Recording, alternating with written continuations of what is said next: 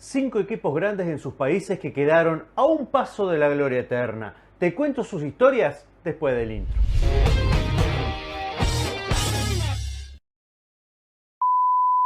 Se viene la Copa Libertadores y es buen momento para recordar algunas campañas que, aunque no terminaron con final feliz, hicieron historia. 5 equipos grandes en sus países que quedaron a un resultado favorable de llevarse el máximo trofeo a nivel clubes de Conmebol.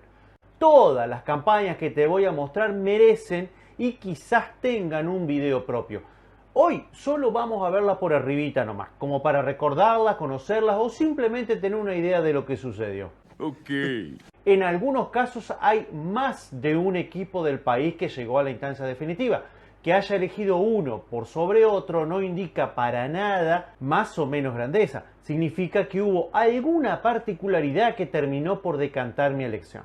¿Me entendieron? Sin más vuelta, vamos a las 5 historias. Casi, Universitario en el 72. Principios de los 70, Perú vivía su era dorada, por una selección que había dejado buenas vibras de México y por calidad de jugadores. Pero por alguna extraña razón, a nivel clubes todo moría en un podría ser.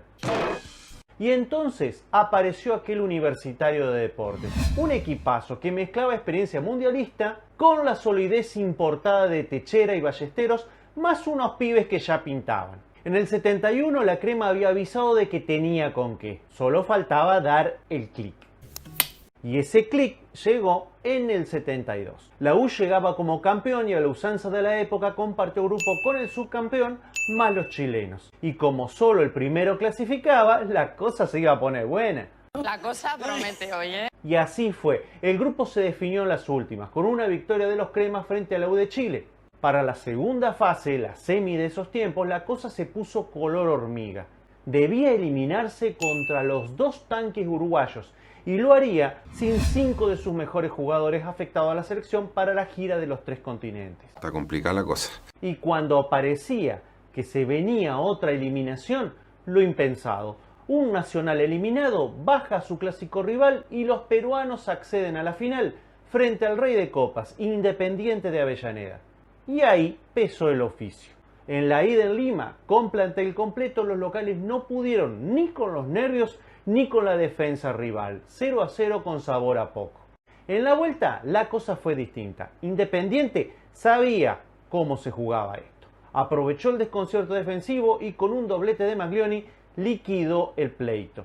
Decoró el resultado, Percy Rojas, cosas del fútbol, terminaría jugando en el rojo años después. Fue 2-1 y Universitario quedó a las puertas de conseguir algo histórico. Sí, pero nadie le saca lo bailado. Puede sacar pecho de ser el primer club peruano en llegar a una final de Libertadores. Casi, América de Cali, 4 veces. Pensemos en clubes enyetados mal en Libertadores y el primero que se nos viene a la cabeza es el América de Cali. El Escarlata es dueño de un récord que difícilmente alguien quiere igualar. Llegó a 4 finales y las perdió todas. Cuando no se tiene suerte. Ahora, más allá de la derrota, esto te habla del poderío que tenían en los 80. Y ojo, no fue casualidad. Llegaron a tener el plantel más caro del continente. Para otro video dejamos el tema de dónde salía la plata para pagarlo. ¿Qué es eso? ¡Ay! Repaso rápido de las finales. En el 85, con un juego muy efectivo, llegan a la final contra Argentinos Juniors, sinónimo de buen juego por esos años. Derrota 0-1 en Buenos Aires, victoria por la mínima en Cali y a definir en sede neutral. Tras un 1-1 en los 120 minutos, nos fuimos a los penales. Vidallé se lo ataja al Pitufo de Ávila y a esperar otro año. Siguiente. Al otro año, el que los amargó fue River, que también buscaba y consiguió su primera Libertadores. Siguiente. En el 87 parecía que se daba, porque esta vez le tocaba a Peñarol. Un equipo con historia, sí, pero con un plantel bastante más modesto. 2-0 en Cali y muchos rogaban que aquello de la tercera es la vencida sea una realidad. No, mi amigo, la yeta era completa. Ni el gol que marcó en Montevideo sirvió porque el trofeo se definía por puntos. A cancha neutral. Y cuando ya se olían los penales, Diego Aguirre remata cruzado. Los uruguayos no podían creer su suerte. Los colombianos tampoco. 9 años después, con plantel totalmente renovado, llegan a la que es hasta ahora su última final. Enfrente un viejo conocido, River Plate, 1-0 de local, con gol de Ávila, el mismo que erró el penal en el 85.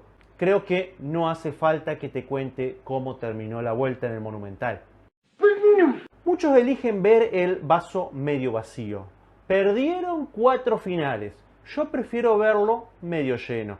América de Cali fue un equipo que llegó a tener una presencia tan fuerte en Sudamérica que pudo darse el lujo de llegar a 4 finales. Ah, bueno, así, pues sí. Casi, Barcelona de Ecuador en los 90.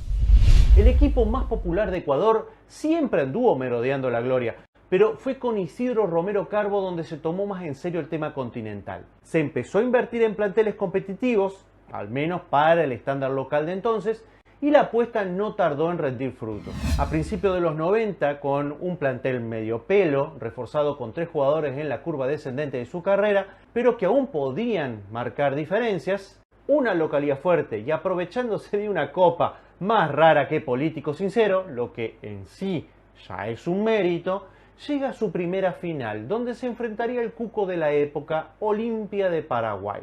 En la ida en Asunción, el ídolo, como en todo el torneo, fue una sombra. La vuelta en Guayaquil fue el típico partido de un equipo con oficio y ventaja y otro novato y apurado, con un arbitraje común en esos tiempos. Por lo menos así lo veo. Un Barcelona dignísimo que lamentablemente se acordó tarde de que estaba jugando una final. Un pecado que un rival de jerarquía rara vez te perdona. Y cuando el resultado no llega aparecen los justificativos. Que el arreglo, que el árbitro, que esto, que aquello. Cualquier cosa que tape los errores propios. Por cierto, te dejo un par de videos donde analizo estas polémicas y lo que se dijo después. Si quieres. 8 años después la tortilla se da vuelta. Ahora es Barcelona el equipo con experiencia. Ahora el sueño estaba fundamentado en nombres con otro peso. La campaña firme y prolijita. Su rival sería el Vasco da Gama. Un equipo al que decirles que jugaban feo era hacerle un favor. Espantoso. Yo sé lo que te estás preguntando. Con esta diferencia, ¿por qué Barcelona no levantó la copa? Eso. Te lo resumo así. Si el Barcelona del 90 se acordó tarde de que jugaba una final, el del 98 ni se enteró. Por favor, explique. Fue la indolencia en pinta, mientras Vasco fue el manual de la practicidad. Ok. Una doble derrota que dejó de nuevo a Barcelona sin copa y al pobre de Ávila coleccionando frustraciones. Casi, Universidad Católica en 1993. El fútbol chileno vivió un boom a principios de los 90 gracias a un cambio de paradigma. El viejo estilo lento de pase corto dio paso a un fútbol intenso, de transición rápida y disciplina táctica. Muchos señalan a Josic como el gran instigador del cambio, pero ya había otros experimentando con eso.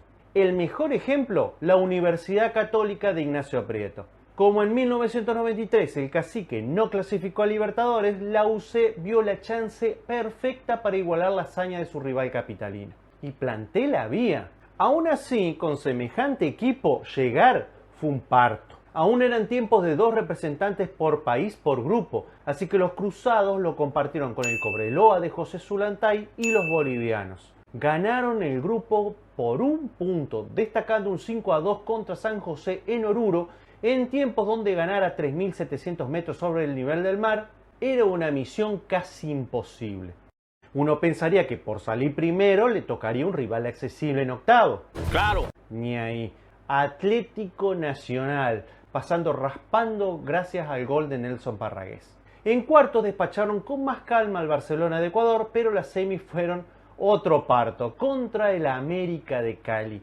El pase a la final llegó con un gol milagroso de Lunari cuando el tiempo extra ya era un hecho. Pero ojo, hubo drama hasta el final. Penal para los caleños al minuto 90. Lo patea alguien que ya nombré varias veces en este video. Anthony de Ávila. ¿Te digo cómo terminó o preferís verlo? La final fue contra el cuco de la época, el San Pablo de Tele Santana. La ida en el Morumbí fue una masacre. El gol de Almada dejaba una mínima esperanza para la revancha, pero a pesar de darlo todo, no alcanzó. Lastimosamente. Al menos quedó el consuelo de ganar la Interamericana al año siguiente, aunque ya sin su mentor y un plantel totalmente nuevo. Bueno, pero algo es algo, ¿verdad? Pues peor es nada. Casi, Guadalajara en 2010. El Guadalajara de finales del 2000 tenía un equipo de envidia.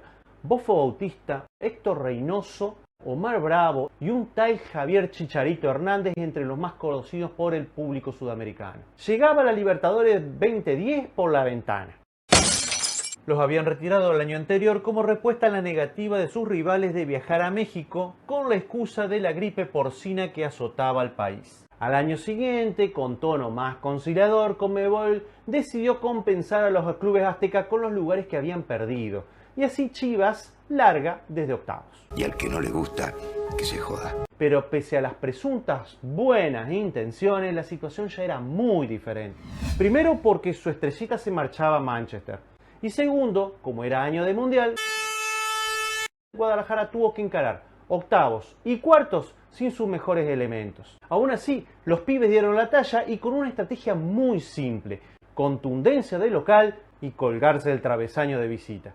Sencillamente. Pasa el mundial de las infumables bubucelas y se reanuda la Copa en semifinales. Con semejante parate empezó otra Copa. Obvio. La U de Chile sorprendió en el DF llevándose a Santiago un empate y chances concretas. Pero Chivas ya era otro equipo, con más roce, y se llevó el triunfo de visita. A la final contra el Inter de Porto Alegre, y ahí lo bizarro. El dueño del club se emperró en jugar la final de ida en su recientemente inaugurado estadio. Un estadio con césped sintético que terminó por ser un rival más a superar. Y fue demasiada ventaja. En la vuelta, el rebaño aguantó todas las sudamericaneadas que pudo y cayó como lo que es, un grande dando batalla hasta el final, en todo el sentido de la palabra. Al final queda la duda: ¿qué hubiera pasado si Don Vergara hubiera puesto el fútbol por encima del negocio? Repasamos a vuelo de pájaro las historias de 5 instituciones grandes del continente que, al decir de Jorge Valdano, cruzaron el océano para morir en la orilla. Como sea, nada les quita su lugar en la historia de la Copa Libertadores. Eso. En un futuro no muy lejano vamos a hacer foco en cada campaña. Ni te imaginás la cantidad de historias que tuve que dejar afuera para que el video no sea tan extenso como la lista de impuestos en Argentina. No hay plata. Por lo pronto te doy las gracias por llegar hasta acá, te mando un abrazo grande y nos vemos en un próximo video. Chao.